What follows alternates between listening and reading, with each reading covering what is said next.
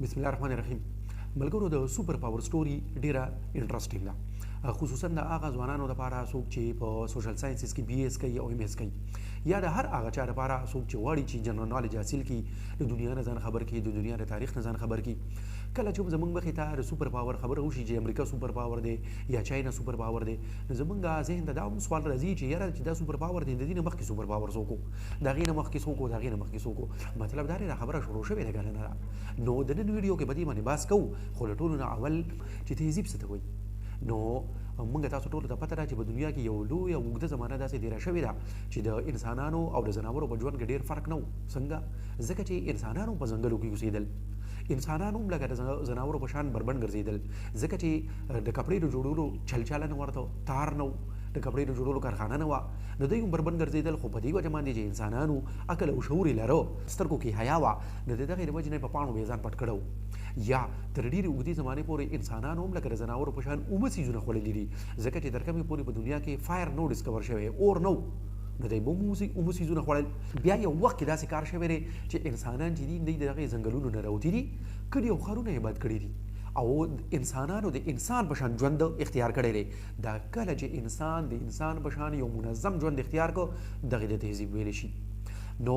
دا کوم ځای شوي دي، کله شوي دي؟ نو عراق کې د دنیا د ټولو نه لومړی تهذیب چې دی نو هغې جنم اخیستی دی، هغې ته میسوپوټامین سیویلایزیشن وایي، ځکه چې میسوپوټامیا د عراق زوړ نوم دی. او د دې نه پسه لکه موږ ویلی شو چې میسوپوټامین سیویلایزیشن واز فالوډ بای د ایجپشین سیویلایزیشن. نو د دریای نیل په کناره باندې چې بیا کلي آباد شو، نو دا د مصر تهذیب و. او بیا په هندوستان کې د دریای سند په کناره باندې د وادي سند تهذیب چې ورته ویلی شي هغه جوړ شو. او بیا د کشان په چین کې، په جنوبي امریکا کې مایا سیویلایزیشن ورته ویلی شي، په برازیل کې، نو دا تهذیبونه لکه ټوله دنیا کې بیا داسې کلي او ښارونه آباد شو. اوس ګورئ چې کله هم دغه کلي او ښارونه آباد شو، نو دغه خلک چې وو د دغه ځای نه دوی د ترقۍ او د پوهې لحاظ سره د دنیا د نورو خلکو نه لږ اډوانس وو. نو د دغې اډوانس کېدو د وجې نه دوی طاقت هم حاصل کړو. د دې د ټولو نه ښه مثال چې دی هغه مصر دی، چې مصر د فرعونیانو په دور کې یو لوی طاقت و. دغه زمانه کې مصر داسې و لکه چې د سوپر پاور سټیټس یې انجوای کوو. اوس که د یو بل اړخ نه موږ د دې جایزه اخلو، نو هغه داسې جوړېږي چې د دنیا د ټولو نه قدیمترینه اداره چې ده هغه خاندان دی. او دغه یو خاندان چې یو کله په دې کې افراد سیوا شي، نو بیا د یو خاندان نه ډېر خاندانونه جوړ شي. نو چې ډېر خاندانونه جوړ شي، دا قبیله جوړه شي د دې نه.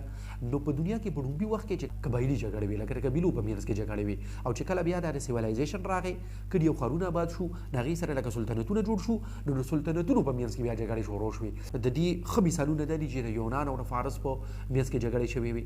او دا د قبل مسیح په زمانه کې شوې وې. فارس او د روم په منځ کې جګړې شوې وې. نو د دې خبرې دا مطلب دی چې لکه د فارس او یونان او د فارس او روم دوی تر صدو پورې، تر ډېره وخته پورې په دنیا کې سوپر پاورز وو. او چې کله حضور صلی الله علیه وسلم پیدا شو، بیا ورته نبوت میلاو شو، نو په دغه زمانه کې هم لکه روم او د فارس جګړه وه. نو ځکه په 21مه سپاره کې چې د سورت روم دی، نو په هغې کې الله پاک حضور صلی الله علیه وسلم ته وایي چې اعوذ بالله من الشیطان الرجیم، الف لام میم غلبت الروم، چې روم به غالب شي فی بضع سنین، په یو څو کاله کې. نو دغه وخت کې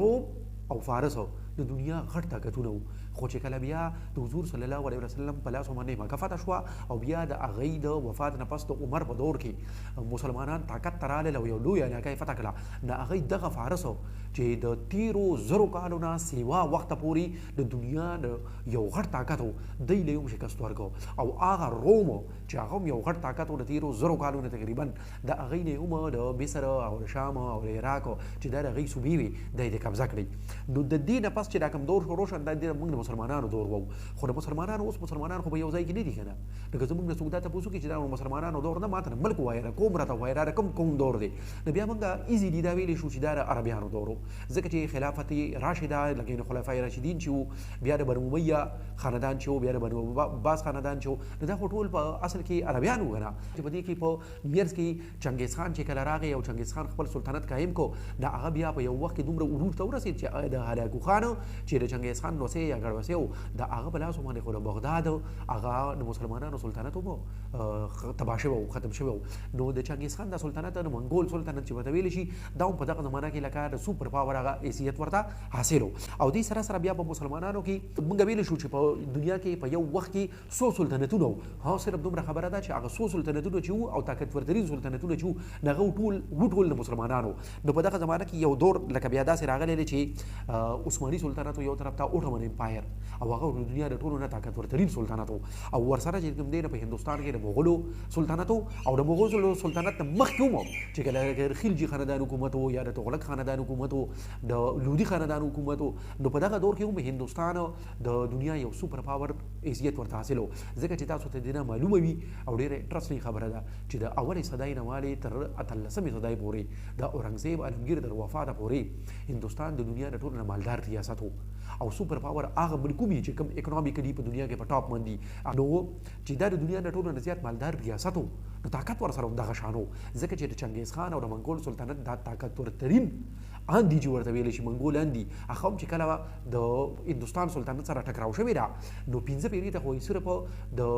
خلجي خاندان په حکومت کې هغه منګول جدید د هندوستان نه واپس زغلولي دي یا چې د عثماني دورو د مغول دورو او ورسره په ایران کې چې کوم د صفوي خاندان حکومت نو د صفوي خاندان هم د سوپر پاور هغه سټیټس انجوای کوي ځکه چې دا صرف ایران نه بلکې وسطي ایشیا او تر ډیرې علاقې پورې د دې حکومت قایم و د مسلمانانو د دغه دور نه پس په دنیا کې یورپین پاورز مخې ته رالل او د هغې شاته چې کوم میجر ریزن و هغه په یورپ کې چې کله انډسټریل ریولوشن راغی هغه یې د ترقۍ په سفر باندې روان شو او بیا په علم کې هغه ډېر مخکې لاړل او بل طرف ته مسلمانانو چې کوم سلطنتونه د په هغې کې هغه شان نه علمي ترقي وشوه نه هغه شان اقتصادي ترقي وشوه نو په دې باندې دی لږ وروسته پاتې شو نو د وروسته پاتې کېدو نتیجه دا راووته چې هغه مسلمانان چې لږ وخت مخکې په دنیا باندې راج کو اوس د یورپین پاورز په قبضه کې رالل او د یورپین پاورز چې ټول دنیا په خپل موډ کې اغستې وه خپله قبضه کې اغستې وه نو په دې کې ډومبي چې کوم او هغه چې هغه امریکې ته ویل تلي وو او امریکا یې قبضه کړې وه نو هغه سپین پرتګال او هالینډ وو خو دې پسې په بله صدۍ کې یعنې بیا چې کله په 18مه صدۍ کې طاقت ته رالل نو هغه برطانیه او فرانس وو نو برطانیه او فرانس بیا په دغې ریس کې د دې هالینډ او پرتګال او د سپین نه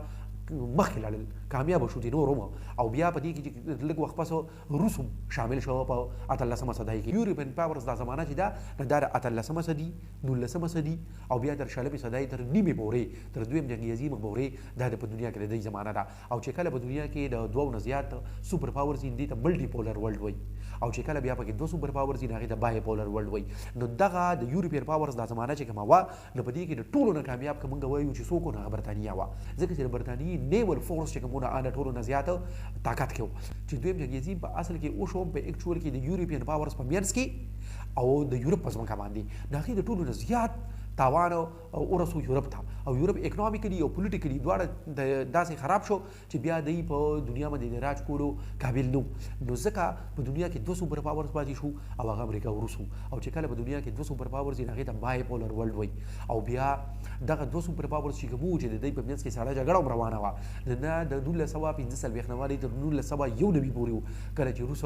ټوټې شو نو بیا په دنیا کې صرف او صرف امریکا د سوپر پاور په حیث باندې پاتې شو او چې کله په دنیا کې یو سوپر پاور یې هغې ته یونیپولر ورلد وایي او بیا د هغه زمانه کې چې د امریکې کوم صدر و بوش سینیر د هغه وایي په برلین وال هغه ملبه چې کوم چې برلین وال یې راوغورځو نو هغه د کمیونیزم د خاتمې اعلان وکړو او دا یې ورسره ووایي چې زه نیو ورلډ آرډر پیش کوم او نیو ورلډ آرډر څه په هغې کې د ټولو نه اهم پوینټ دا و چې امریکا د دنیا سنګل سوپر پاور دی and now we have the right to lead the entire world according to our sweet will څنګه چې موږ غواړو نو موږ به اوس دنیا لیډ کوو زموږ د همسرۍ د مقابلې او د مخ نیولو په دنیا کې څوک نشته د امریکې مروج له هم زوال راغی نو څه هم امریکا نن هم د دنیا یو طاقتور ترین